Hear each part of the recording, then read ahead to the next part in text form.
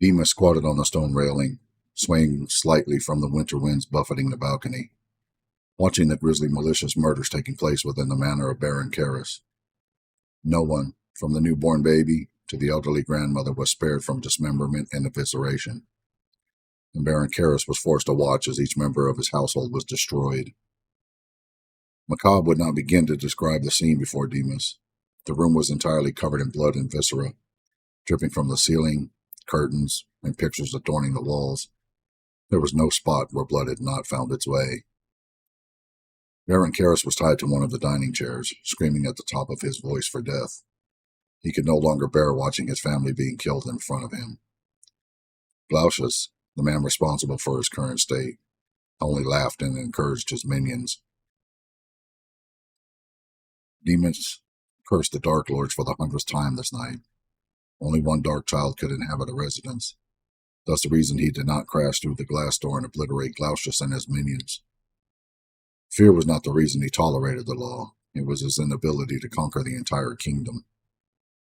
Though he was more powerful than all on his list, he could not defeat them should they work together.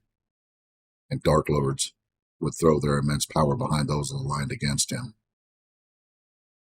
Baron Carras' heartbeat was fading, a heart attack from the sound. Demas knew Glaucious would be infuriated by this. It would deprive him of the finest meal.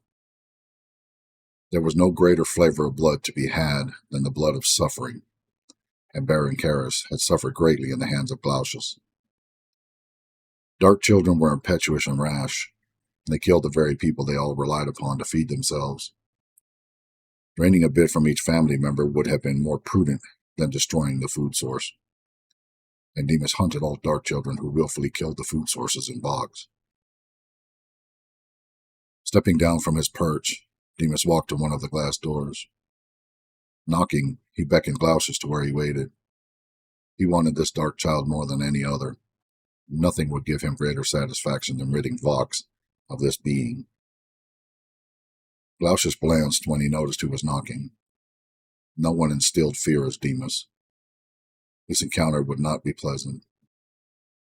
Glaucious need only keep his wits about him, and he would live to hunt another day. Demas rapped gently again and watched as 6 wolves scrambled for the door. A sharp command from their master stopped the wolves in their tracks. Glaucious knew Demas would not hesitate to kill his children. "What do you want?" Glaucious demanded as he opened the door, careful to keep within the confines of the framework. Should even the slightest part of him break that plane, Demas could pull him from the manor. "Why don't you go find someone else to pester, worthless bastard?" Demas knew bravado was the reason Glaucious drew the door open to speak to him. Standing behind a closed door would have ensured Glaucius' safety. Now, however, Demas prayed for a gusty wind to bring some part of Glaucius' clothing across the threshold. "I do so enjoy making your life a living hell, Glaucius. You have earned the honor of being my next victim in a long line. Bastard, we should have killed you long ago. The Dark Lord should have destroyed you at birth. Hell, they should have just killed you and your worthless mother." "Yes, they should have. Now, however, the chance is gone." He bared his fangs. "Unless, of course, you want to put that fact to the test, Glaucius. Please come out and prove me wrong. Would certainly make this a most pleasant night." "I have no plans of coming outside, Demas. The sun will be here shortly and you will not be. I was merely to stall you until sunrise. I have done that." Sunrise was the only thing his enemies feared more. Demas held no dread of the sun. His father was Vaman, his mother human. He was not constrained by the same weakness.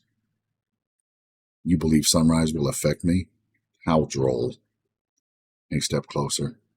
"What will happen is absolutely nothing. I see fear in your eyes, bastard, and we'll see what will happen when the sun comes."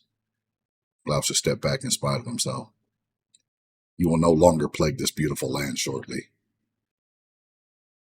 "Why not save us the trouble of another hunt? Step through the door, Glaucius." Glaucius backed away another step.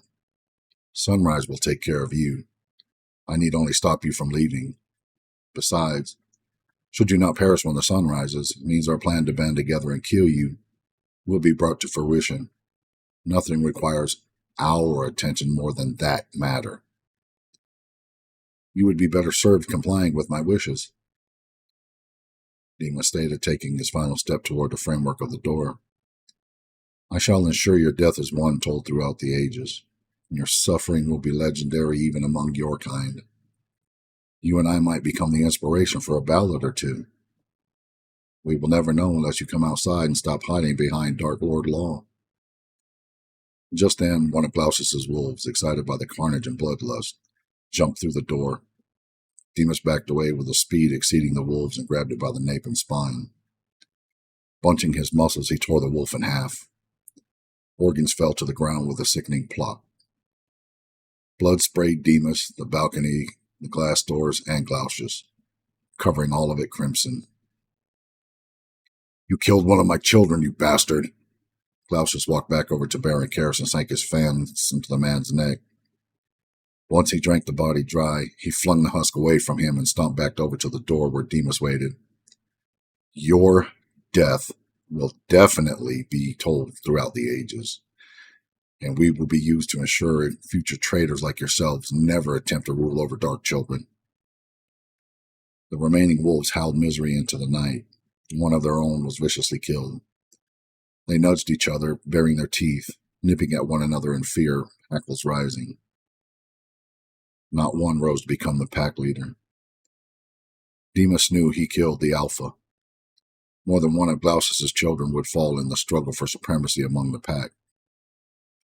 You are the reason the wolf has died, Glaucious. A necessity when attacked by a disobedient child. Your failure to keep a tight rein on your beast has brought its destruction. Glaucious watched as the blood which sprayed Demas was absorbed into his skin. His clothing remained bloody, dripping from his sleeves to the stones of the balcony. His hands, face, and hair were free of blood. Glaucious knew then Demas was an abomination. Your destruction is coming. You'll be dead shortly, and the world will be better off without you. The sun is coming, Demas, and there is no escape for you. A bark command stopped his wolves from leaping through the door at Demas. I will inform the Dark Lords you have killed one of my children. May they see reason and obliterate you from existence. We'll see what happens, Glaucious, when the sun comes. His smile was feral. Fear of the sun is not a concern for me. You shall no longer bother the dark children, fool. Even you cannot stand in the direct rays of the sun. The sound of your agony will be a welcome noise to my ears. Again, your death is still certain, should the sun fail to accomplish wiping you from this world. The sun crested the peaks and began to cast its rays on the mountainside.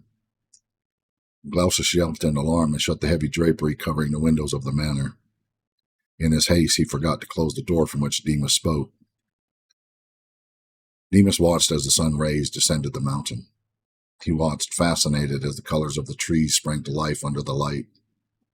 He launched himself into the air, flying directly into the rays, basking in the heat. This was one of many reasons he was grateful to his parents. His ability to survive where most dark children died was a distinct advantage in his war against them.